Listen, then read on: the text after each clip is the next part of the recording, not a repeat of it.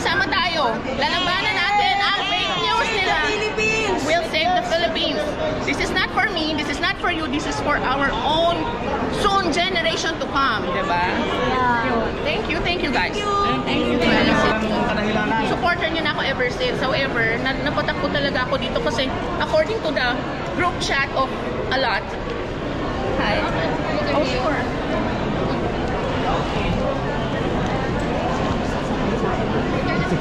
Oh, yeah.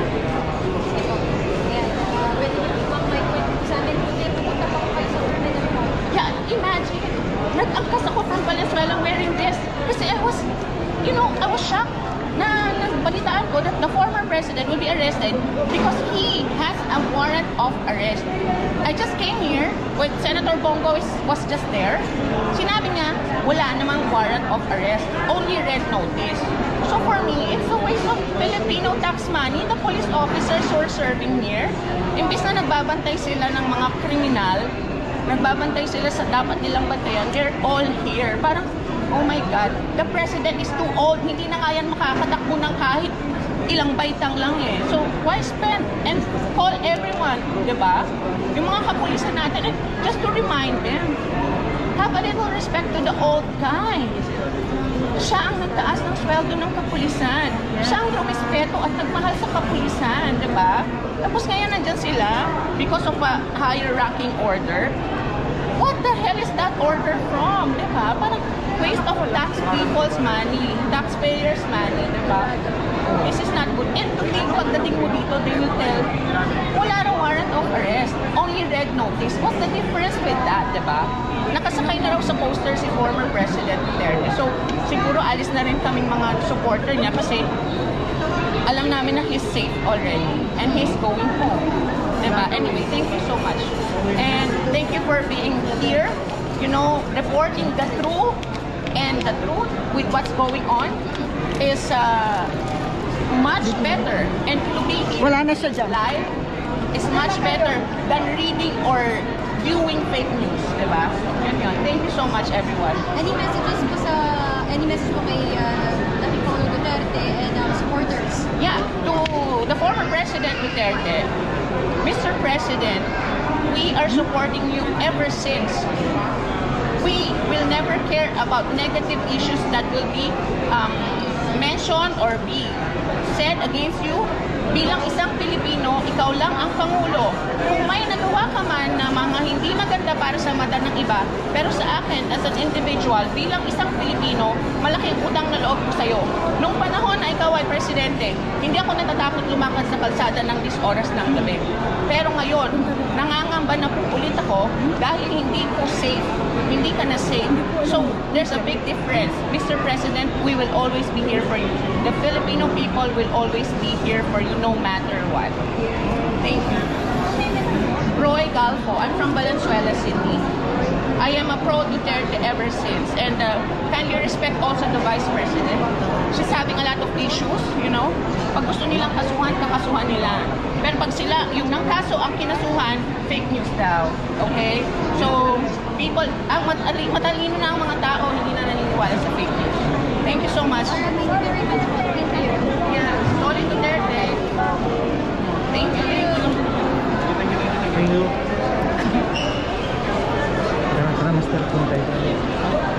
Thank you, madam. Thank you. Thank you. Thank you so much. Mayroon kayong madam? Mayroon kayong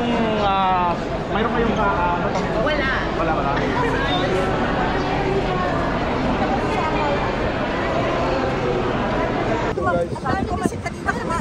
Huwag muna po tayo magsialisan kasi parami ng parami. Marami pa yan.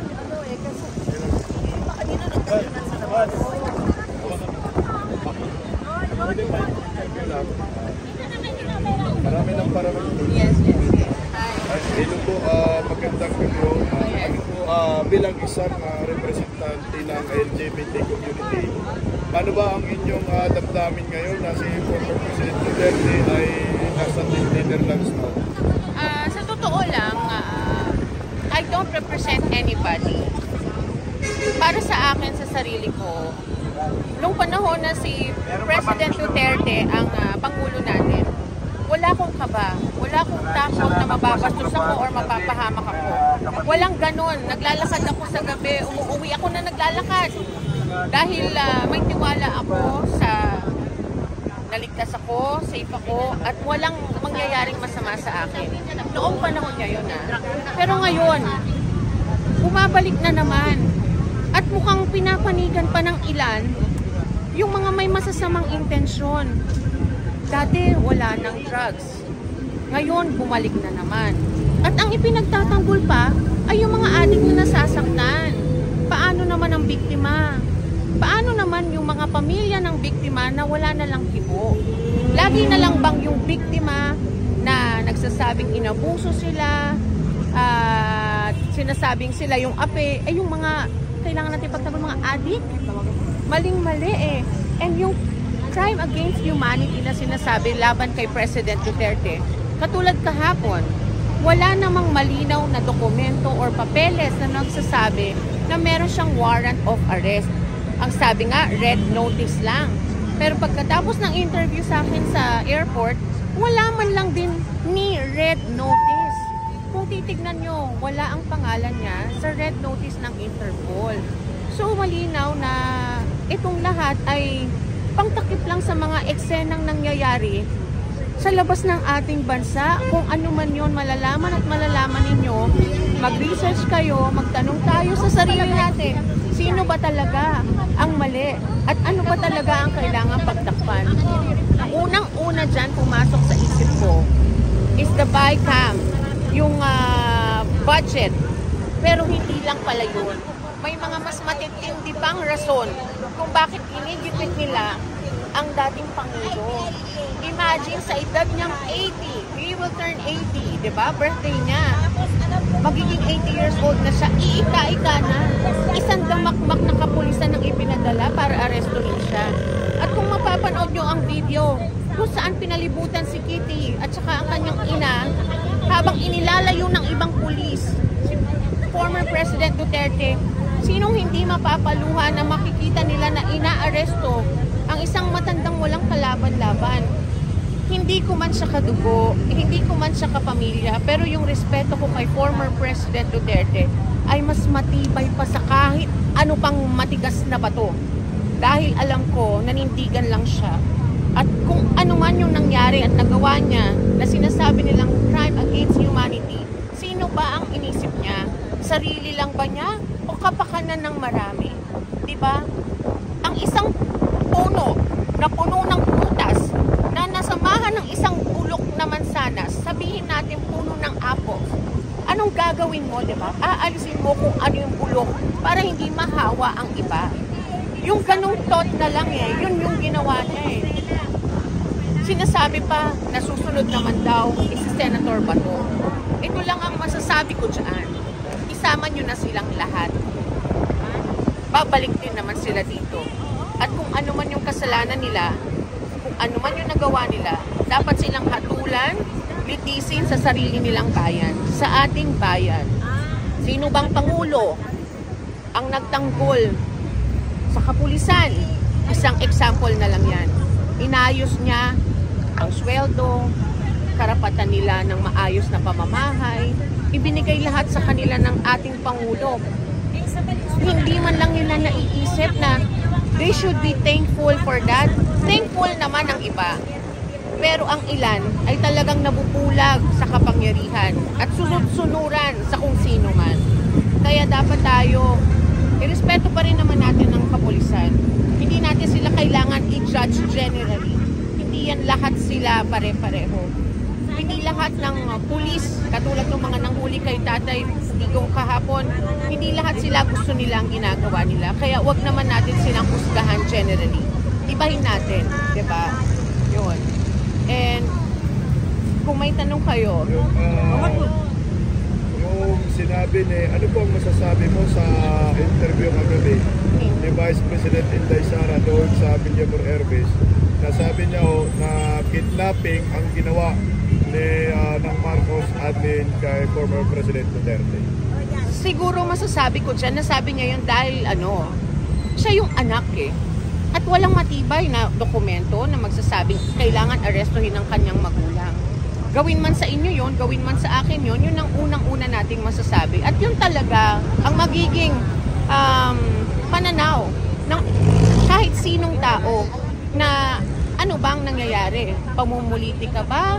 O talagang may warrant of arrest kahit wala, 'di ba? So yun yung talagang initial na maiisip ni Vice President Sara Duterte para sa kanyang tatay na si former President Duterte.